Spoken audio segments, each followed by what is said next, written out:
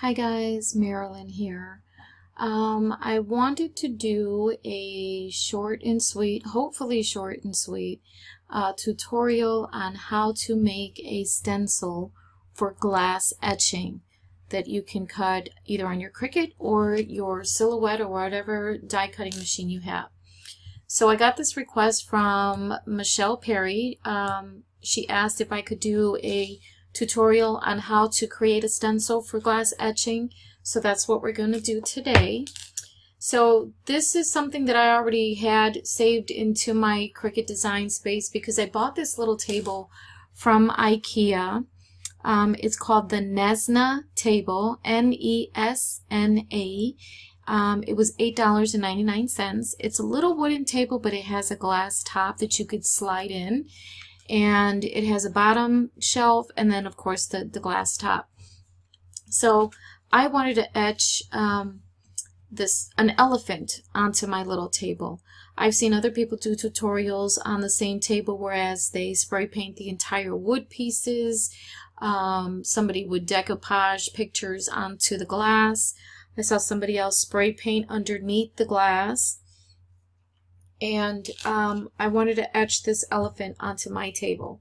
So this is perfect.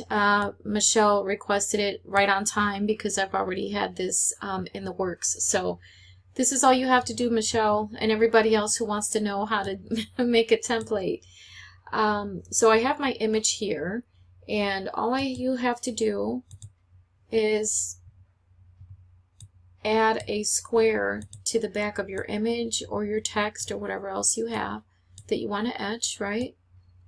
So we're going to do that. I unlocked my square so that I'm able to make it whatever size I want.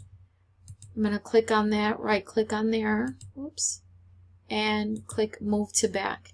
So now you can see my elephant inside my square.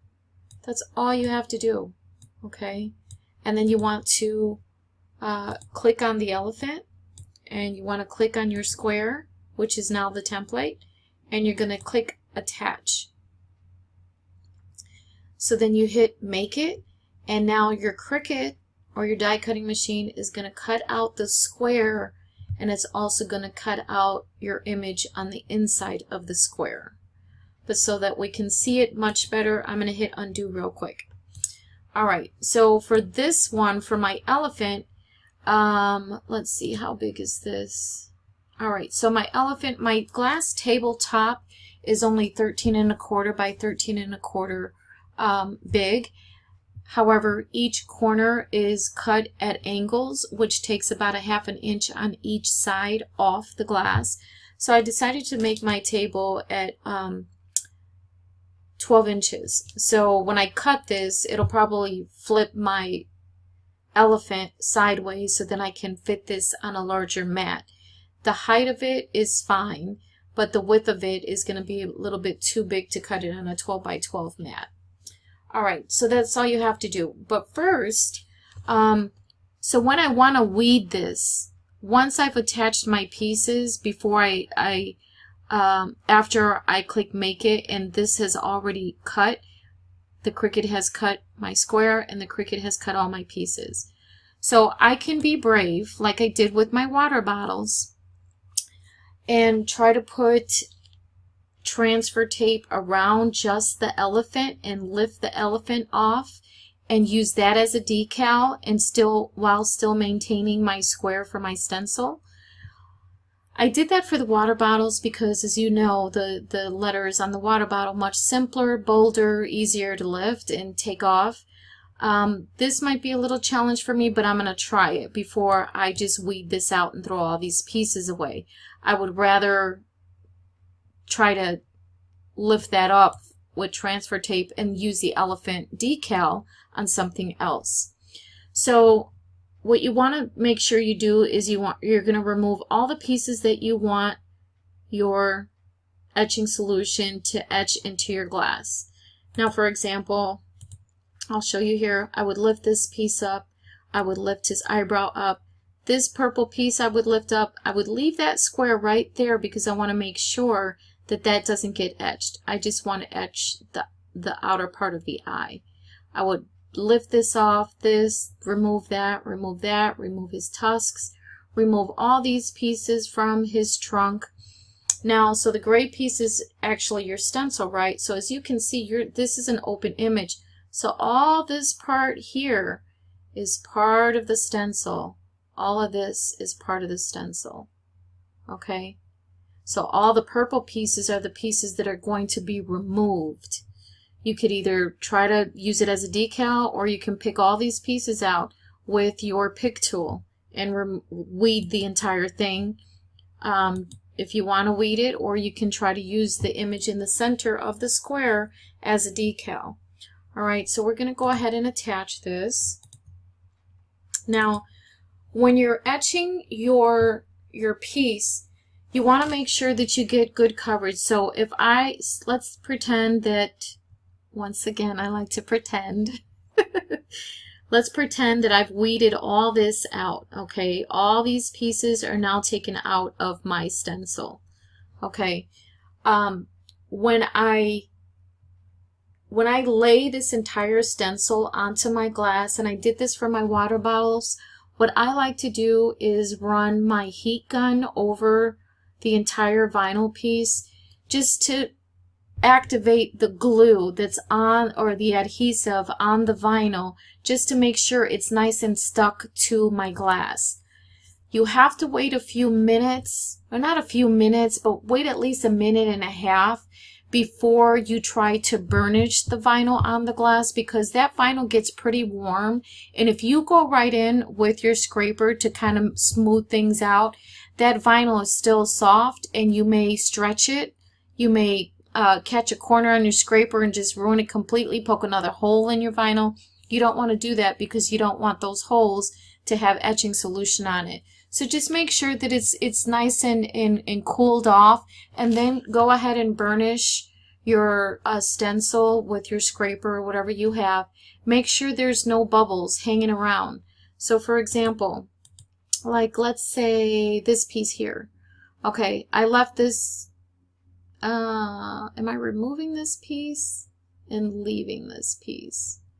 Remove that, remove that. No, I would be removing that piece because all of this is still the stencil, but I'm going to leave that there. So I want this etched. Okay, the only reason why I'm using that small piece is so you know.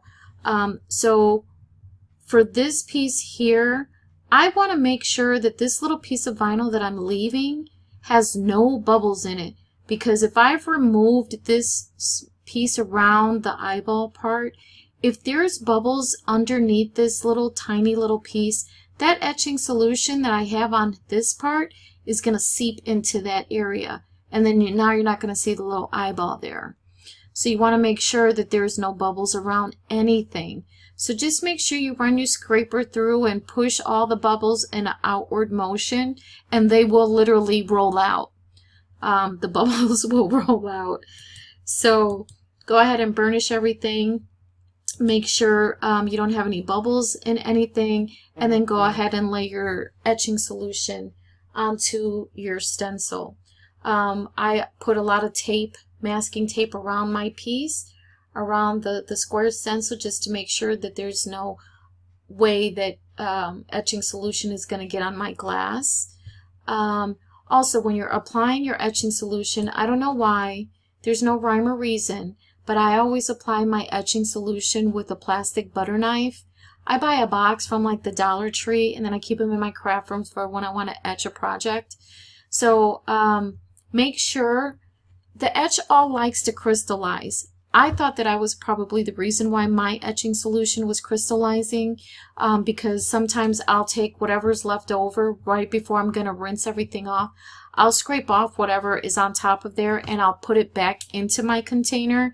I don't know if I'm doing that, if I'm the reason that my etch solution is crystallizing, but I still use it. So just watch when you put your etching solution on your piece that you don't have any little crystals sitting on the parts that you want etched, because if you leave the crystals on top of the glass part that you want to be etched, it will leave these little ghost marks on your piece, and that does not look cute. it does not look good at all. It would just make your piece kind of look like, oh, what happened? That doesn't look good. So what I like to do for something like this, okay, for my water bottles, I normally leave the solution on for a good 20-25 minutes, and that's why it's so prominent, and that's why it looks so good and clear, and you can see what's written on the glass. For this elephant, because he is kind of big, I would probably do an initial 20 to 25 minutes. But what I also started doing is I'll go through with my little handy dandy foam brush, the black kind that we get at Michael's for like $1. I'll go through and I'll start brushing the solution back and forth and making sure everything is covered. I'll make sure if there's a piece of crystal, I'll push it off of the part that I want etched, and then I'll just make sure that there's enough coverage of etching solution. If I've wiped it too much and I need to put more etching solution on this area, I'll put more etching solution on that area. Then for this one, I would probably leave this on for another good 15 minutes because it is a bigger piece. But even for the smaller ones, just at least 20-25 minutes. Sometimes I do a half hour. If I'm busy or I'm doing something else, I'll be like, oh, a good half hour is good for that. You know, and then I'll come back. Then when I rinse off the etching solution, I rinse it off with cold water. In my brain, I don't know if this is in the instructions or where I got this from, but I do have common sense.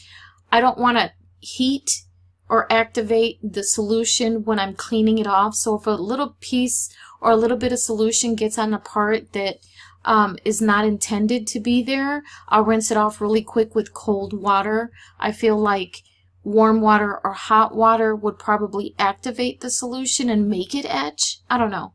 That's just my brain.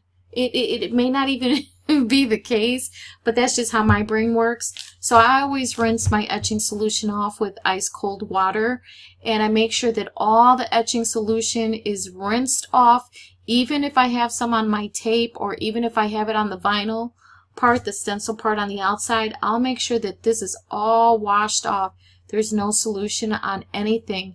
Then I rip off my masking tape, and then I start ripping off all the vinyl off my glass, just to make sure that you don't get any leftover solution onto your glass. I don't know how quickly it works because I always leave mine on for a pretty decent amount of time. But that's how you make the stencil. I mean, I went into more than just making the stencil, but hey, it could be helpful, maybe not, but the stencil part, as you can see, was very, very simple. I'll show you the water bottle really quick because that's super easy. Let's see how quick we can make the water bottle. Alright, so this is the same font I used for everybody's water bottle. There is another tutorial on actually etching the glass and applying the decal on there. So I don't like the gaps in my font here, so I'm going to ungroup my letters and I'm going to move them a little closer together. That's a little too close.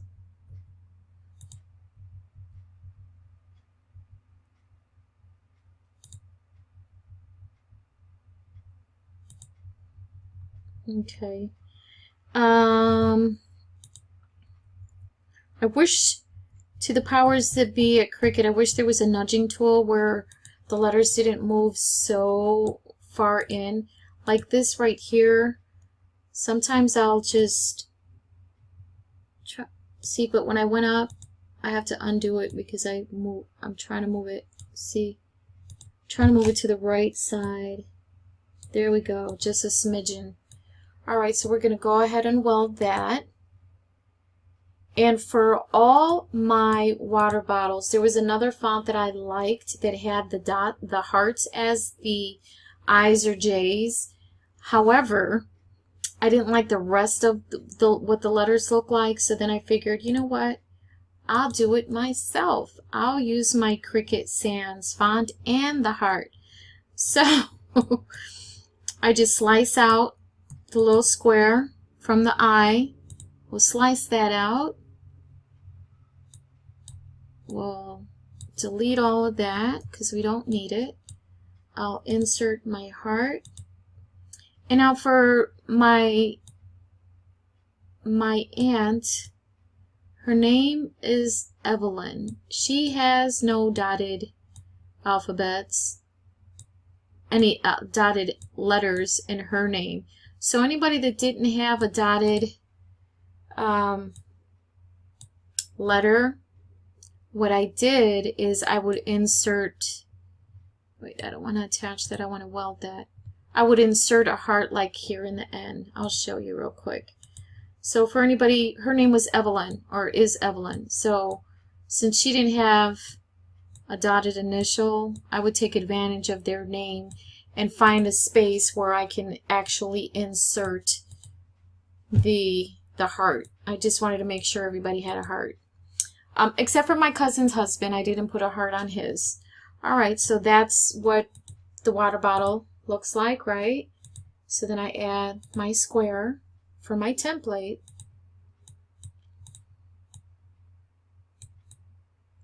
Put that there. Move it to the back so we can see what we're working with. Okay, and then we select them both. Hit attach. Now, let's pretend that I cut it. This is my mat. Now I have this on my mat. This is all vinyl. I want to keep my square. We don't want to weed the square out. That is the actual stencil. But I do want to weed out my letters, right? I'm going to weed out these letters. However, for the water bottles, what you can do is take some transfer tape and lift off carefully the letters, so then you can give this to the person as a decal. Or if that's a little too tricky, because then you think you might lift ruin your stencil by lifting this vinyl up here, and you might stretch it out or whatever, then just pick it out with your pick tool, because your goal is to etch on glass anyway.